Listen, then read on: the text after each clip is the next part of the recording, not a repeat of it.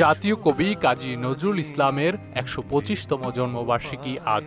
জাতীয় পর্যায়ে কবির জন্মবার্ষিকী উদযাপন উপলক্ষে ব্যাপক কর্মসূচি নেওয়া হয়েছে। বাংলা ১৩০৬ বঙ্গাব্দের ১১ জ্যৈষ্ঠ পশ্চিমবঙ্গের বর্ধমান জেলার আসানসোলের জামুরিয়া থানার চুরুলিয়া গ্রামে জন্মেছিলেন তিনি।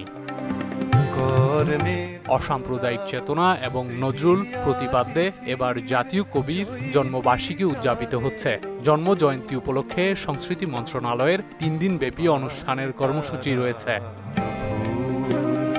এছাড়াও সংস্কৃতি প্রতিমন্ত্রী নাহিদ ইজহার খানের নেতৃত্বে সকালে ঢাকা বিশ্ববিদ্যালয় চত্বরে কবির সমাধিতে পুষ্পস্তবক অর্পণ করা হয়। এরপর বিভিন্ন সামাজিক, সাংস্কৃতিক ও রাজনৈতিক সংগঠনও শ্রদ্ধা নিবেদন করেন।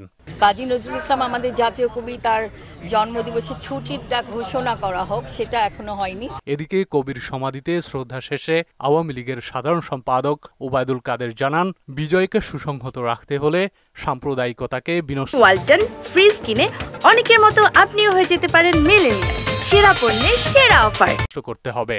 আমরা আজকের এই দিনে আমাদের অঙ্গীকার বঙ্গবন্ধু কন্যা শেখ হাসিনার নেতৃত্বে সাম্প্রদায়িকতার বীজ বৃক্ষকে সমূলে উৎপাদিত করে অসাম্প্রদায়িক বাংলাদেশ গড়ব, সেটাই হবে নজরুলের প্রতি আমাদের শ্রদ্ধাঞ্জলি নিবেদনের সার্থকতা। অসাম্প্রদায়িক দেশ গড়তে হলে শেখ হাসিনার হাতকে আরও বেশি শক্তিশালী করতে হবে বলেও জানান তিনি। দুর্বৃত্তদের শাস্তি করতেই হবে জনস্বার্থে, জাতীয়।